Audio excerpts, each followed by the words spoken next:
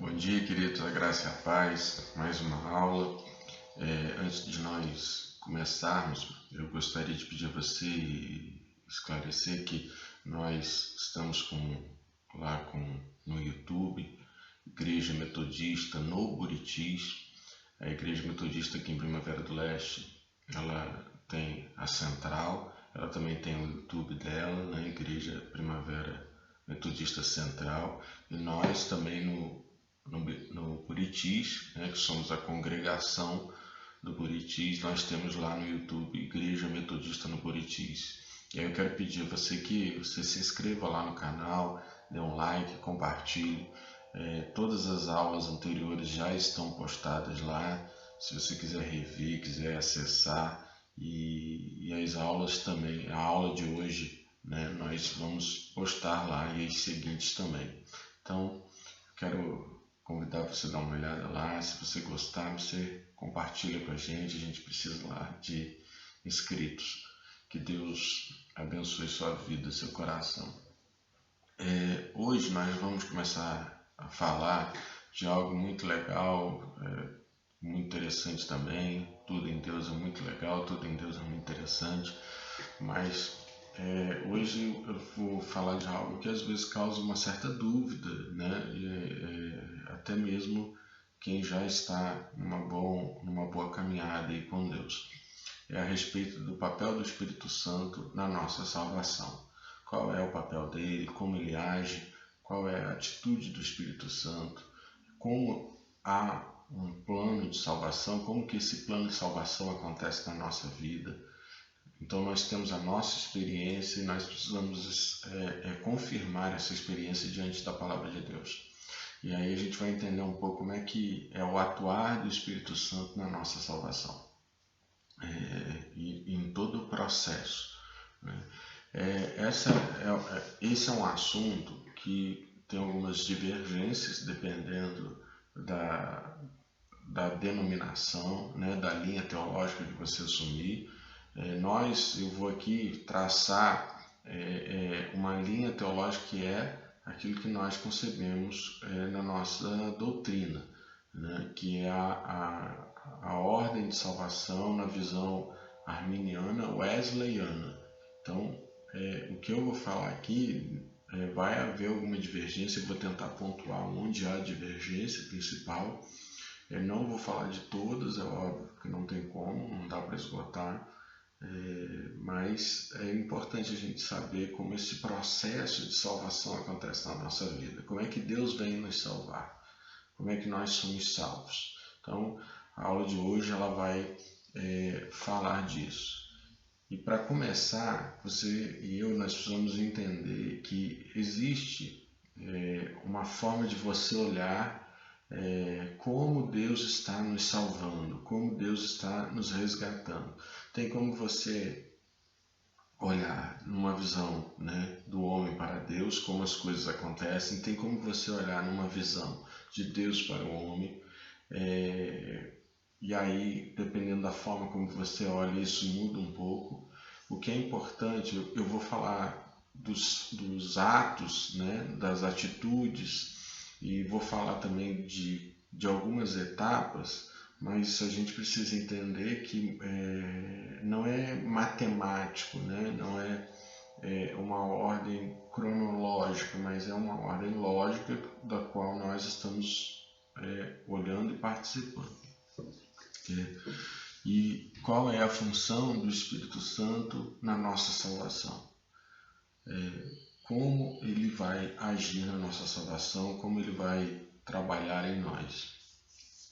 Há uma divergência, talvez a maior divergência vai acontecer entre nós arminianos e os chamados calvinistas, mas eu vou pontuar, como eu disse antes, na hora que nós chegarmos em alguns pontos dessa aula. Para começar a falar de salvação, a gente precisa voltar um pouco lá atrás e lembrar que há uma consequência em Adão ter caído, ter pecado. A consequência de Adão ter caído, ter pecado, é que ele traz para a humanidade toda esse resultado. Tudo aquilo que aconteceu na vida de Adão agora também vai nos atingir. Então isso é a consequência da lei adâmica e, de certa forma, mais de uma consequência. E aqui eu vou traçar só duas, vou falar de duas. A primeira, que nós nos tornamos corruptos, nós estamos inclinados agora ao pecado, a nossa inclinação do coração, inclinação mental, intelectual, espiritual é para o pecado. Nós é como se estivéssemos sempre tendenciosos e estamos tendenciosos antes de Deus nos salvar ao pecado, ao erro. Segunda consequência que eu quero destacar: diante dessa corruptibilidade, nós não temos como nos salvar. Nada que façamos, nada que possamos imaginar, entender, estruturar, nós não temos capacidade nenhuma, nós não temos eficiência nenhuma, nós estamos inabilitados para a salvação. Então, esses dois têm outros, outras consequências, mas eu quero destacar esses dois. E eu quero te mostrar isso na palavra de Deus, para você achar que eu estou tirando isso de algum lugar. Então, lá em Romanos capítulo 5, você toma nota desses, a gente vai ver bastante versículos. Romanos 5, 12 vai dizer assim: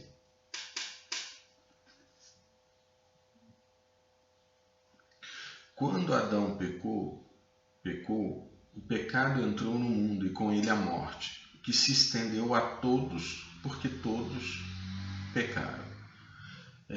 E Romanos 3,10, se você voltar um pouquinho aí, 3,10, 12, vai dizer assim: como afirmam as Escrituras, ninguém é justo, nenhum sequer, ninguém é sábio, ninguém busca a Deus, todos se desviaram, todos se tornaram inúteis, na minha versão NVT. Então, essas duas características, essas duas consequências, elas acompanham toda a humanidade. A partir de Adão, elas vão estar presentes em todos nós. Então não há como falar que um homem nasce bom, não há como falar que um homem é bonzinho. Não, isso não existe. Isso é uma filosofia humana. Então o homem nasce com essas características de corruptibilidade e nasce com a inabilidade para se salvar, além de outras consequências, como eu já disse. E o que Deus faz? Qual é a resposta de Deus diante disso? Como Deus vai nos salvar? Como Deus vai nos resgatar? E aí é que começa o chamado processo de salvação. Há uma nomenclatura para isso em latim, ordo salutis, a ordem da salvação. Como é que Deus começa esse processo para nós que somos arminianos na visão de Wesley? Em primeiro lugar, existe algo que Deus, pelo seu amor, ele vai nos entregar, que é a chamada graça preveniente. A graça, numa linguagem mais antiga, preventiva. Alguns vão chamar de graça preliminar.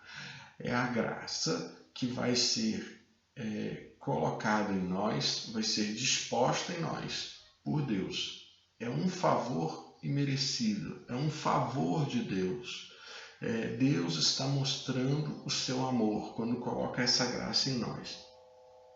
Então, o conceito de graça preventiva é a graça que antecede e prepara a alma para entrar no estágio inicial de salvação. Isso é um conceito de um bispo da Igreja do Nazareno chamado Orton Wiley, não sei a pronúncia correta.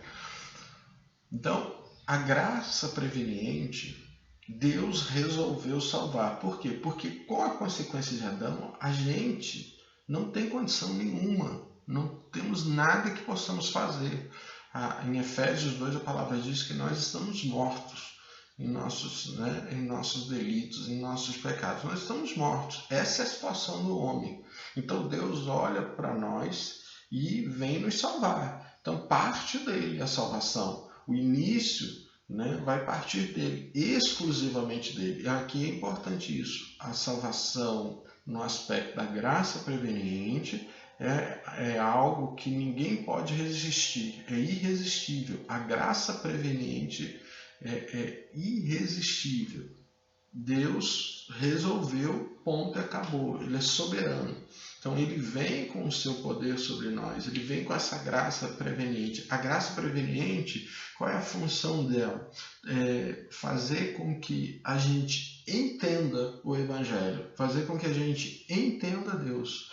É o que torna a nossa mente, o nosso coração preparado para receber a palavra de Deus.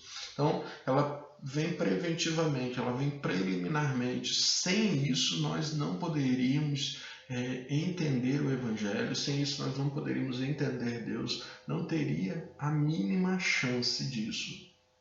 Então, essa graça é o primeiro passo, ela está em nós. E aí, qual é a base bíblica para a graça preveniente? É o que está lá em João. Você vai um pouquinho para frente, Evangelho de João, volta um pouco.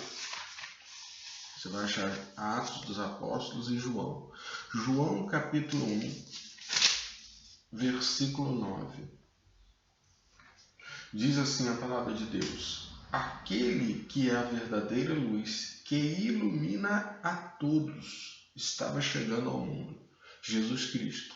A luz aí é Jesus Cristo. Então, a graça preveniente, Jesus é a graça. Então, a graça preveniente está sobre todos, está vindo sobre todos.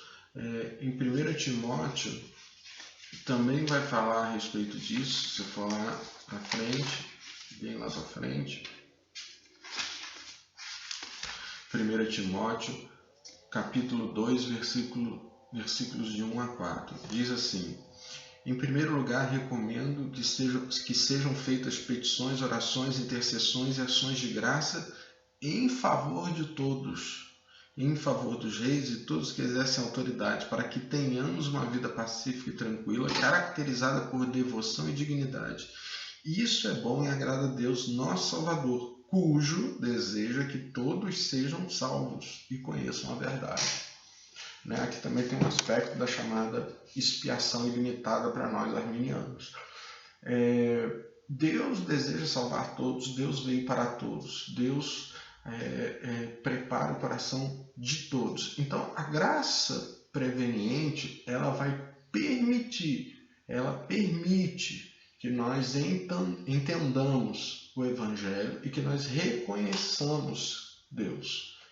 Isso é a função. Essa é a função da graça preveniente. Nos preparar, nos possibilitar, porque nós não temos possibilidade nenhuma sem isso. Então Deus vem ao nosso encontro, Deus vem nos salvar, Deus vem nos reconciliar e Ele vem trazendo e Ele nos entrega essa graça preveniente. Depois da graça preveniente, vem o que nós chamamos de graça convencedora.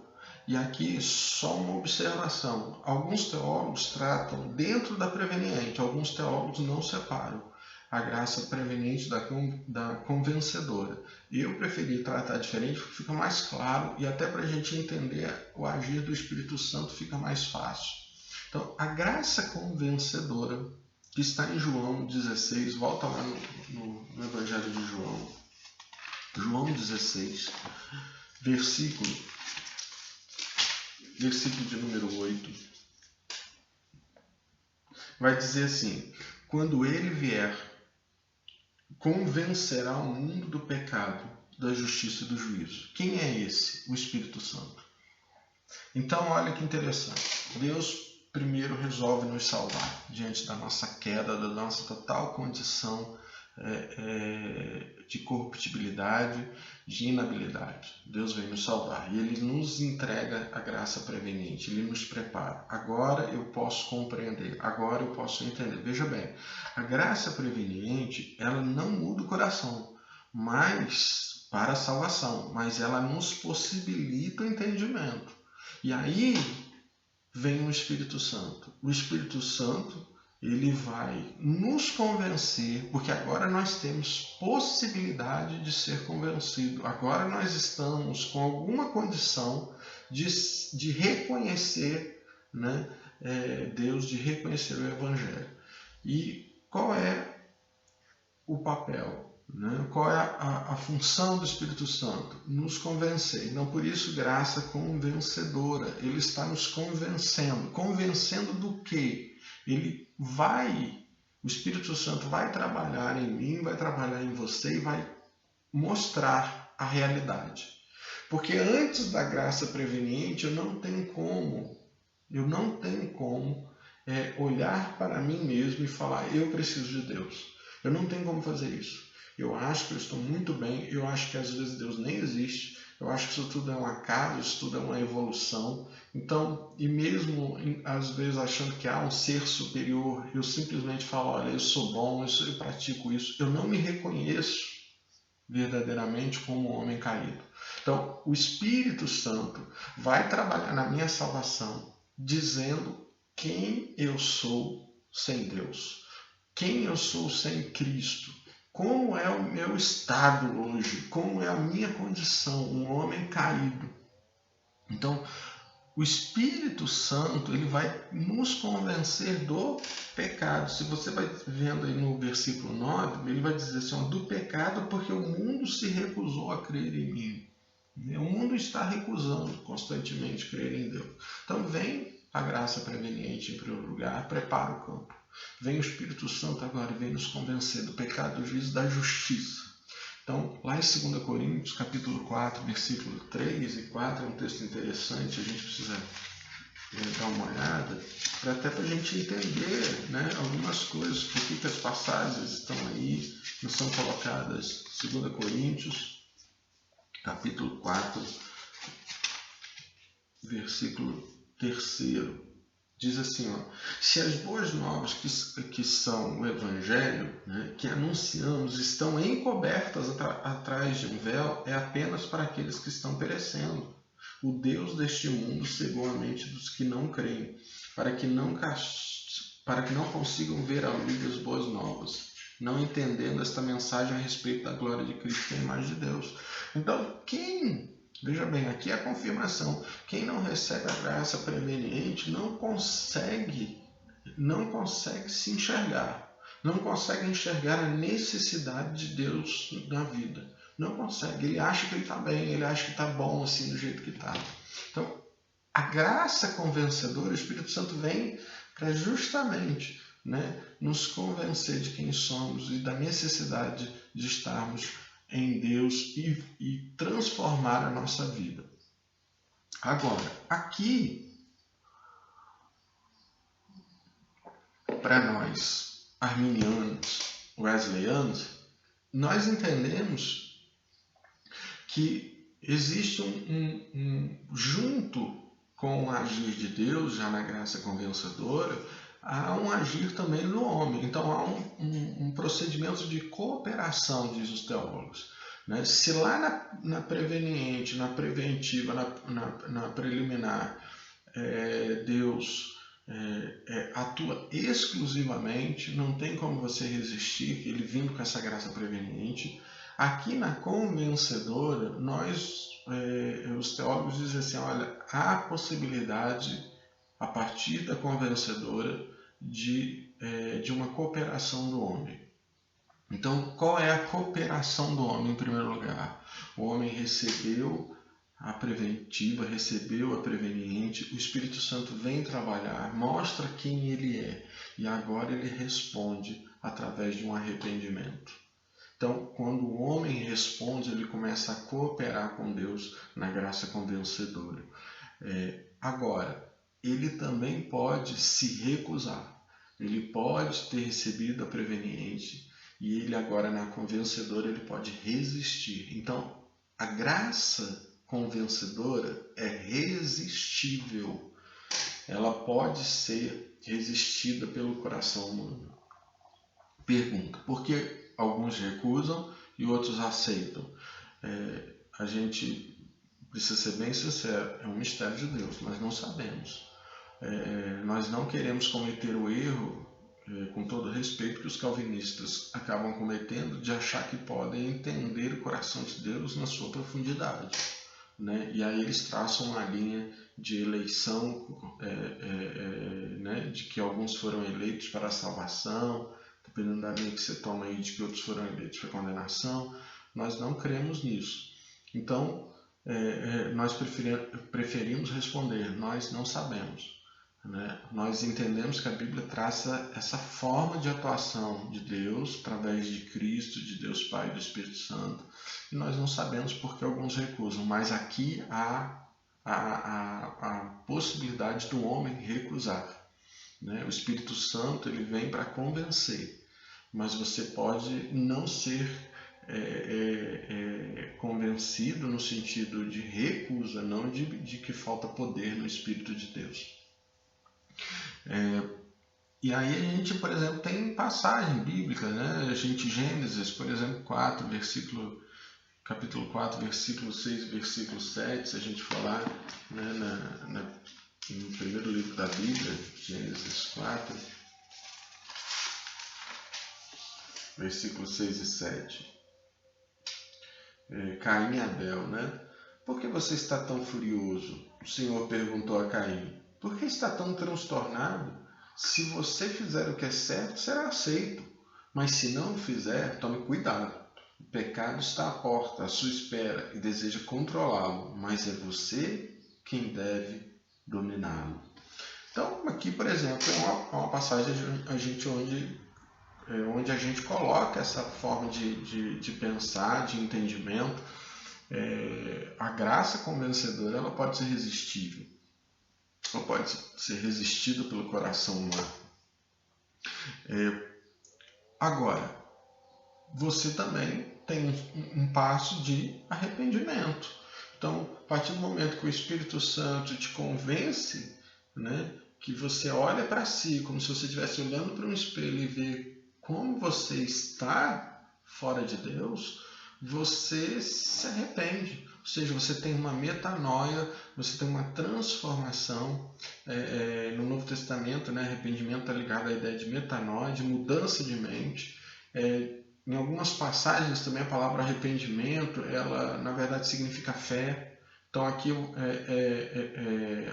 há uma certa discussão, né, o que vem primeiro, se é a fé ou o arrependimento. Então alguns falam que vem a fé primeiro para se arrepender, outros vêm e colocam arrependimento, depois a fé, outros ainda colocam que há uma fé de arrependimento para depois ter uma fé salvífica, né? O que interessa aqui? Nós entendermos que para o plano de salvação continuar, você, ao lhe ser pregado o Evangelho, ao lhe ser lançados as sementes do Evangelho, você, ao receber isso, a graça preveniente já está em você, e o Espírito Santo vai começar a trabalhar para te convencer.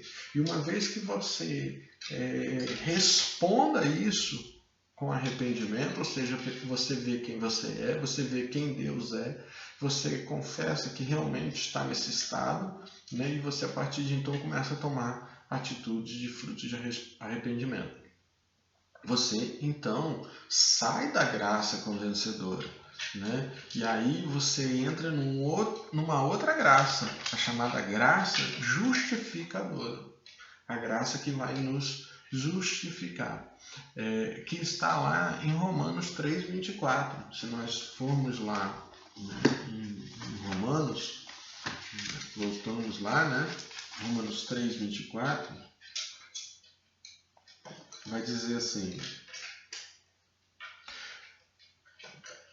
eu vou ler o 23, né? Romanos 3, 23 e 24. Pois todos pecaram e não alcançam o padrão da glória de Deus.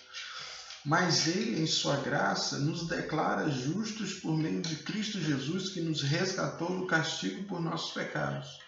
Deus apresentou Jesus como sacrifício pelo pecado, com o sangue que Ele derramou, mostrando assim a sua justiça em favor dos que creem. No passado Ele se conteve e não castigou os pecados antes cometidos, pois planejava revelar sua justiça no tempo presente. Com isso, Deus se mostrou justo, condenando o pecado, e justificador, declarando justo o pecador que crê em Jesus. Então, a ideia, né, de justificação, de uma graça justificadora, ou em outros termos, graça salvífica. Então, recapitulando, Deus vem ao nosso encontro, nos dá um favor imerecido, que é a graça preveniente. Depois eu entro na graça convencedora, o Espírito Santo começa a trabalhar no meu coração para mostrar quem eu sou, e eu começo a entender o meu estado. Eu respondo e coopero com Deus dizendo: sim, eu sou isso e eu preciso do Senhor. E aí eu entro, então, quando eu aceito, eu creio tudo isso pela fé, eu sou justificado. Aqui é a conversão, né? Até antes não havia conversão. É quando eu digo sim à pregação do Evangelho, eu aceito Cristo pela fé em arrependimento, então eu agora sou justificado. A justificação é um ato judicial, a gente diz, né? É um ato legal. Ele vai cancelar os nossos pecados. Ele vai anular a dívida, ele vai cancelar a dívida, ele vai paralisar a dívida. Então, a justificação é um termo legal, né, de justiça. Eu estou sem culpa agora. Eu sou declarado inocente. É neste momento, neste exato momento, eu sou declarado inocente. Então, a função da justificação é nos tornar livres dos pecados cometidos e nos incorporar ao corpo de Cristo. Essa é a função da graça justificadora. Então, é aqui que eu tenho o sim a Cristo, né? Eu dei esse sim, eu sou justificado. Agora, o Wesley também, ele vai trabalhar isso, e é muito legal, porque o Wesley é um teólogo muito prático, e ele, até aqui, nós concordamos inteiramente com Calvino, com o calvinismo, né? Wesley também. Mas a partir daqui, o Wesley já traz um pensamento diferente. Ele é um teólogo da prática, que nós dizemos, né?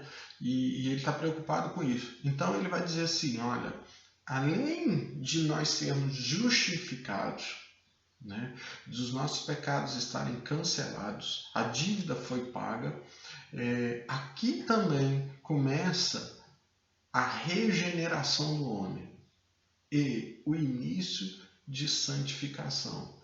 Então, Wesley vai trabalhar aqui a regeneração e o início do processo de santificação. Está acontecendo tudo aqui de uma vez. Então, eu sou justificado, meus pecados são perdoados, eu sou agora declarado inocente diante do tribunal, eu não sou um pecador quanto mais, eu agora entro nesse processo inicial de santificação e eu tenho a regeneração. Como é que Wesley vê, né, a questão da regeneração? A regeneração é o novo nascimento. O que é regenerar? Criar de novo, trazer uma nova vida. É um novo nascimento. Aquilo que nós declaramos que nós nascemos de novo está acontecendo aqui, na regeneração. Regenerar é isso, né? Fazer de novo. Então, qual é o texto que nós temos como base, que a gente conhece bastante, que está lá em João, volta um pouquinho aí, em João 3, versículo 1, uma história conhecida, a de Nicodemos. João 3, versículo 1. Havia um fariseu chamado Nicodemos, líder religioso entre os judeus. Certa noite veio falar com Jesus e disse: Rabi, todos nós sabemos que Deus enviou o Senhor para nos ensinar.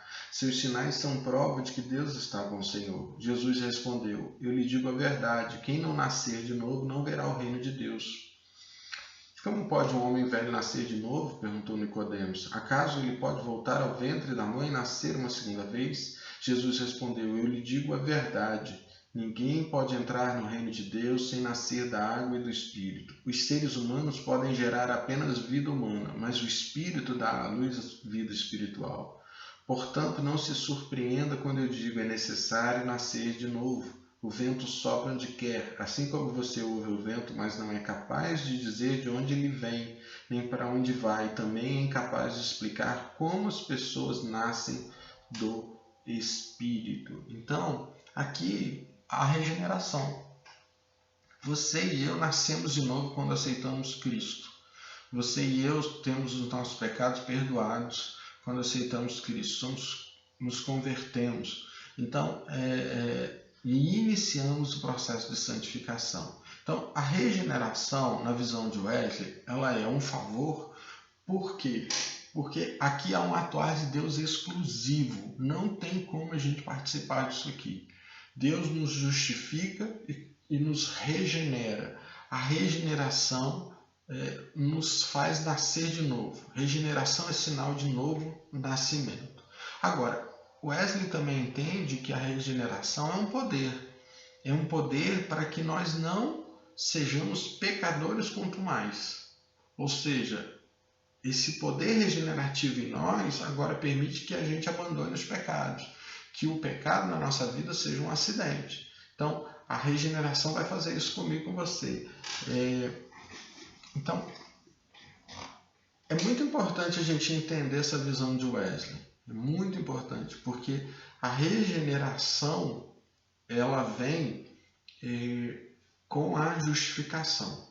No calvinismo, por exemplo, a regeneração ela vem antes do arrependimento. Eles dizem que Deus faz o homem nascer de novo antes do arrependimento. Então, depois somente que há a regeneração é que o homem é capaz de se arrepender. Nós pensamos diferente nesse aspecto. A partir daqui, Wesley vai dizer o seguinte: nós então agora entramos no último estágio, entre aspas, da graça santificadora. A graça que vai nos santificar, que vai trazer uma vida de que cada dia mais eu pareço com Cristo. Aí nós temos diversos textos. Wesley vai dizer, Romanos 6,19, 1 Coríntios 6, 9 a 11, Gálatas 5, 19 a 21, Efésios 4, 20 a 31, Filipenses capítulo 2, versículos 14 e 15, Colossenses capítulo 3, versículos de 5 a 10, Tito capítulo 2, versículos de 11 a 13 e Hebreus capítulo 12, versículos 1, 4 e 14, além de tantos outros. Eu coloquei aqui a penca dos principais. Tá? Eu vou ler um com você, já que a gente está aí perto de João e lemos bastante Romanos, Vamos lá, Romanos 6, 19.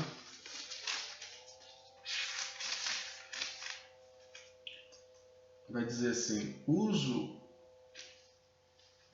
o exemplo da escravidão para ajudá-los a entender isso tudo, pois sua natureza humana é fraca. No passado, vocês se deixaram escravizar pela impureza e pela maldade, o que os fez afundar ainda mais no pecado.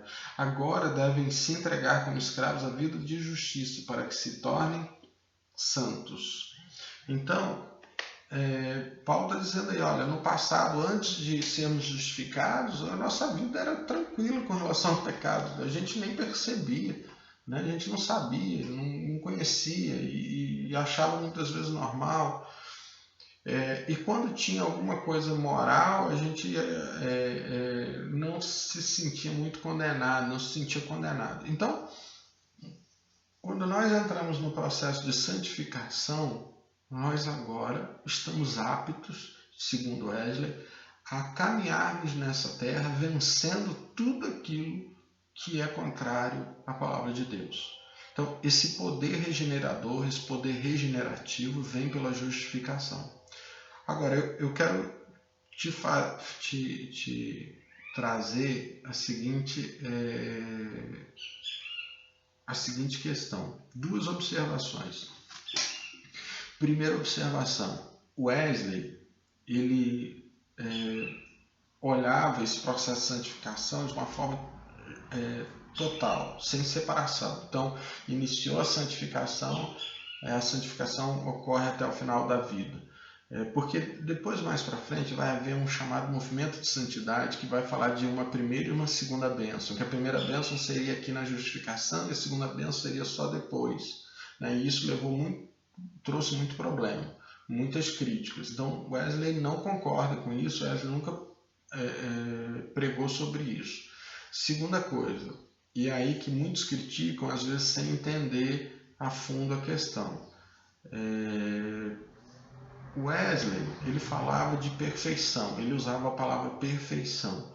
E aí muitos entenderam que Wesley estava falando de que não haveria mais erro nenhum por parte humana, que o homem não seria mais passível de pecar, né?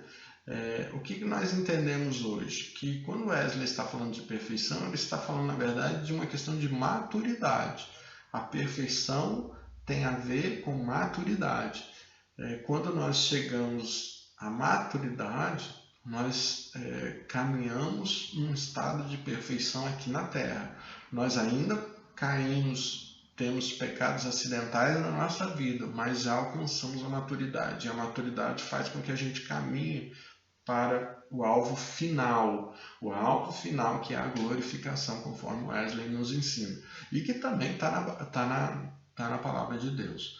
Então, com essas duas observações, eu queria só terminar, eu acho que tem um texto que eu queria trabalhar, eu vou ver se eu acho aqui em 1 João, não é o Evangelho, é a carta de João, lá no final, 1 João, se eu não estiver enganado, vai estar no capítulo 3, versículo 9, é esse mesmo. O que diz 1 João capítulo 3, versículo 9, para a gente finalizar aqui e fechar. Aquele que é nascido de Deus, ou seja, regenerado, não vive no pecado, pois a vida de Deus está nele. Logo, não pode continuar a pecar, pois é nascido de Deus. Assim podemos identificar quem é filho de Deus e quem é filho do diabo. Quem não pratica a justiça e não ama seus irmãos não pertence a Deus. Então, aqui é o texto que confirma isso, a regeneração. Né? A regeneração, veja bem, ela é a parte que vai nos dar um novo nascimento, e com esse novo nascimento eu tenho agora plena possibilidade de vencer o pecado. Na aula que vem, nós vamos falar continuando esse assunto, mas vou falar de um assunto um pouco mais, que dá um pouco mais de confusão, que é, uma vez que você foi alcançado pela salvação de Deus, uma vez que Deus veio, deu a graça preveniente, veio com o Espírito Santo convencendo, você aceitou, se arrependeu, creu pela fé em Cristo, e aí você foi justificado, entrou na graça santificadora, e você tem que entender que a graça santificadora é um agir poderoso do Espírito Santo na sua vida, na minha vida, é Ele que começa a fazer todo esse trabalho. E aqui eu vou te responder o seguinte, Deus é o autor da salvação, mas é o Espírito Santo o grande aplicador da salvação na nossa vida, é Ele que vai praticar a salvação em nós, e aí depois disso tudo acontecer, é possível eu perder a salvação? Então na próxima aula nós vamos entrar nesse assunto, porque há uma grande divergência. Deus abençoe sua vida, hoje feliz Dia das Mães, Deus abençoe todas as mães, na presença de Deus. Abraço.